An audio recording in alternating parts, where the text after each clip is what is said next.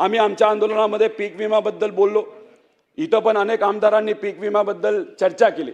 गेल्या अधिवेशनामध्ये सुद्धा आम्ही सर्वजण मुद्दा मांडत होतो की तुम्ही 4 ट्रिगर जे काढलेत ते कृपा करून काढू नका, त्याची त्या शेतकऱ्याला तिथं मदत होणार नाही। 2025चा अतिवृष्टी होण्या अगोदर आम्ही हे बोलत होतो। अतिवृष्टी झाली आणि अतिवृष्टी होऊन सुद्धा शेतकऱ्याला दुर्दैवाने त्याचा तिथं फायदा नाही झाला। अध्यक्ष महोदय ते 4 ट्रिगर काढल्यामुळे हजारो कोटी रुपयाचा नुकसान हे तिथं शेतकऱ्याचं झालेलं आहे। म्हणजे फक्त 2025च्या बाबतीत बोलायचं झालं तर आदरणीय मुख्यमंत्री साहेबांनी स्वतः सांगितलं होतं की 17,000 रुपये हेक्टरी शेतकऱ्याला तिथं या पीक विमा कंपनीकडनं अध्यक्ष महोदय मिळणार। आणि त्याचा आकडा आम्ही जेव्हा काढला 16,000 कोटी रुपये शेतकऱ्याला या महाराष्ट्रामध्ये मिळायला पाहिजे होते अतिवृष्टीमुळे झालेल्या नुकसानामुळे। पण जेव्हा आत्ताचा आकडा आम्ही बघतो 1200 कोटीचा अध्यक्ष साहेब तिथं पुढे गेलेला नाही। त्यामुळे हे 4 ट्रिगर काढून उलट शेतकऱ्याचं खूप मोठं नुकसान अध्यक्ष महोदय तिथं झालेलं आहे। त्यामुळे हे 4 ट्रिगर परत एकदा आणावेत।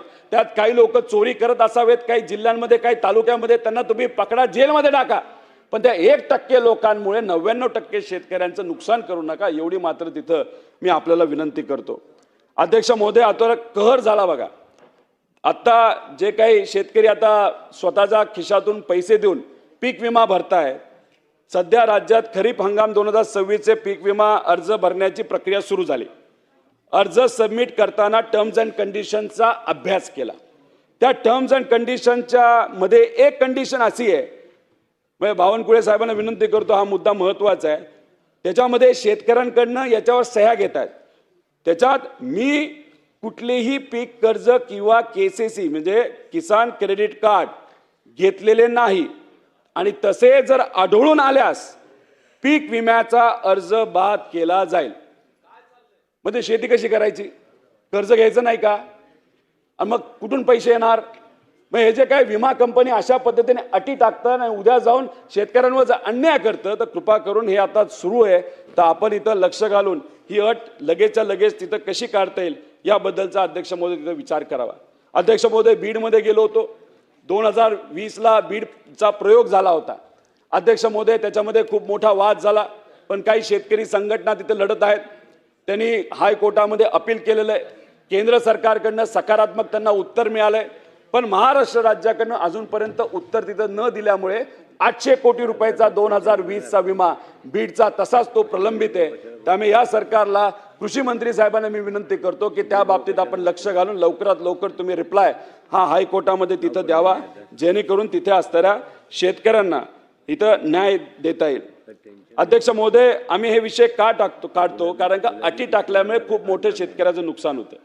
म्हणजे आता कर्जमाफीच्या बद्दल बोलायचं झालं तर 2017ची कर्जमाफी घोषणा 35,000 कोटीची झाली, परंतु अटी शर्ती असल्यामुळे कर्जमाफी किती रुपयाची शेतकऱ्याला झाली तर फक्त 18,772 कोटी।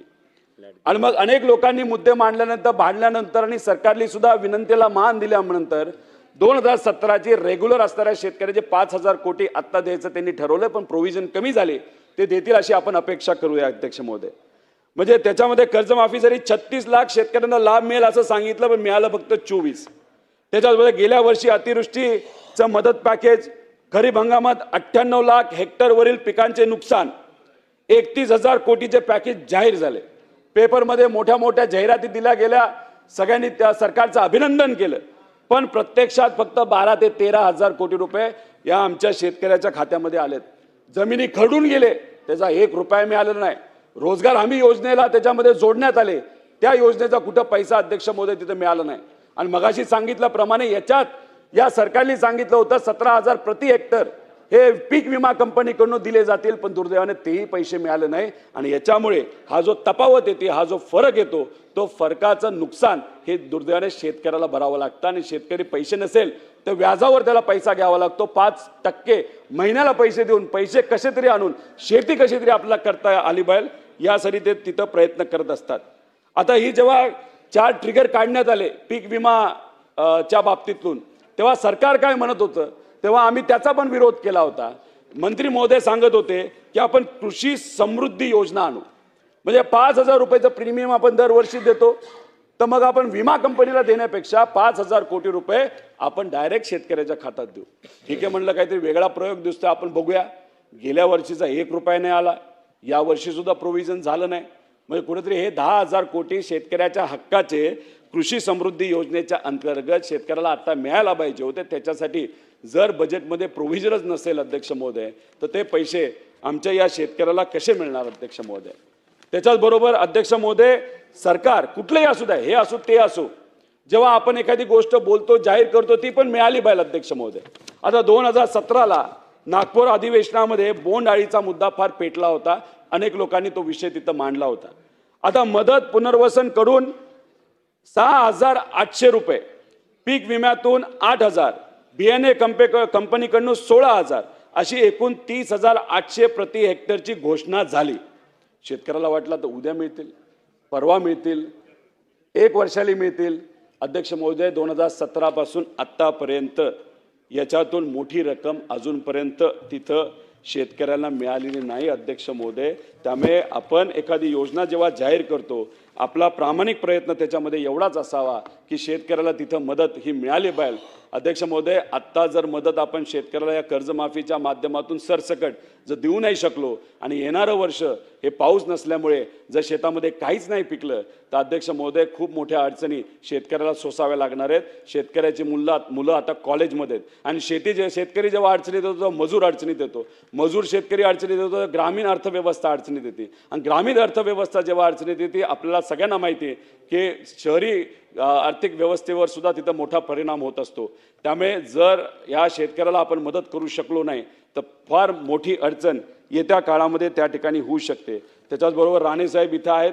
काही दिवसांपूर्वी काही मच्छीमार लोकांना मी मिळालो आणि आत्ता या सरकारच्या माध्यमातून तुम्ही कृषीमध्ये त्यांना घेतलंय.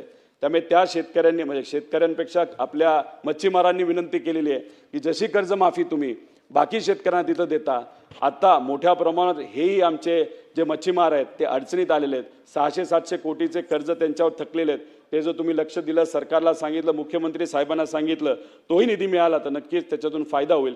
त्याच्याचबरोबर एक फार महत्त्वाचा विषय त्यांचा आहे, आता त्यांना 150 रुपये प्रति लिटरली पेट्रोल घ्यावं लागतं. आता हे कर्नाटकात 72 रुपयाला मिळतं आहे. त्यामुळे तसं जर आपण आत्ता आज उद्या बोलू शकला, एखादी योजना आणू शकला, तर त्या मच्छीमारांना तिथं फायदा मिळू शकतो. कर्नाटकामध्ये जी योजना, तशीच्या तशी योजना आपल्या या राज्यामध्ये तुम्ही जर लागू करू शकला, तर नक्कीच आमच्या त्या मच्छीमारांना सुद्धा त्याचा फायदा होऊ शकतो. नमस्कार मित्रांनो, आजच्या व्हिडिओमध्ये आपण पावसाळी अधिवेशनामध्ये आमदार रोहित पवार यांनी शेतकऱ्यांच्या प्रश्नांवर केलेल्या महत्त्वाच्या भाषणातील मुद्दे जाणून घेणार आहोत. रोहित पवार यांनी सभागृहामध्ये सांगितले की पीक विमा योजनेतील 4 ट्रिगर काढल्यामुळे हजारो शेतकऱ्यांचे मोठे नुकसान झाले. त्यांच्या मते अतिवृष्टीमुळे नुकसान होऊनही अनेक शेतकऱ्यांना अपेक्षित विमा मिळालेला नाही.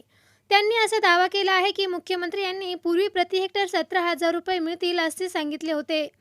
मात्र प्रत्यक्षात अनेक शेतकऱ्यांना त्याचा लाभ मिळालेला नसल्याचा मुद्दा त्यांनी उपस्थित केला. तसेच पीक विमा कंपनीकडून मिळणारी मदत अपेक्षेपेक्षा खूपच कमी असल्याचा दावा सुद्धा विमा कंपनीकडून मिळणारी मदत अपेक्षेपेक्षा खूपच कमी असल्याचा आरोप त्यांनी केला आहे. याशिवाय सध्या सुरू असलेल्या खरीप हंगाम 2026 पीक विमा अर्जामध्ये काही अटी शेतकऱ्यांसाठी अन्यायकारक असल्याचे त्यांनी सांगितले.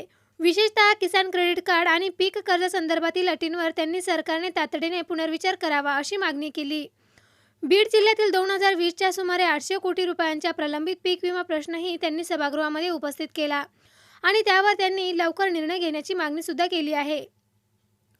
कर्जमाफीबाबत बोलताना त्यांनी 2017च्या कर्जमाफी योजनेमध्ये अनेक अटींमुळे सर्व पात्र शेतकऱ्यांना लाभ मिळाला नाही असे सांगितले. तसेच नियमित कर्जफेड करणाऱ्या शेतकऱ्यांसाठी जाहीर करण्यात आलेल्या प्रोत्साहनपर अनुदानाची आठवण करून दिली. रोहित पवार यांनी कृषी समृद्धी योजना, अतिवृष्टी मदत, बोंडअळी, नुकसान भरपाई आणि ग्रामीण अर्थव्यवस्थेवरही भाष्य केले. शेतकऱ्यांना वेळोवेळी आर्थिक मदत मिळाली नाही तर त्यांचा परिणाम संपूर्ण ग्रामीण अर्थव्यवस्थेवर होईल असा इशारा त्यांनी दिला. मित्रांनो, या भाषणामध्ये मांडलेले मुद्दे हे सरकारसमोर ठेवलेले राजकीय आणि धोरणात्मक प्रश्न आहेत. अंतिम निर्णय सरकारकडून अधिकृत घोषणा, शासन निर्णय म्हणजे GR किंवा संबंधित विभागाच्या आदेशानंतरच स्पष्ट होईल. तुमच्या मते शेतकऱ्यांच्या या मागण्यांवर सरकारने काय निर्णय घ्यावा? तुमचे मत आम्हाला कमेंटमध्ये नक्की कळवा. व्हिडिओ आवडला असेल तर लाईक करा, शेअर करा आणि अशाच महत्त्वाच्या शेतकरी अपडेट्ससाठी चॅनलला सबस्क्राईब करा. चला तर भेटूया नवीन व्हिडिओमध्ये नवीन अपडेट्ससह.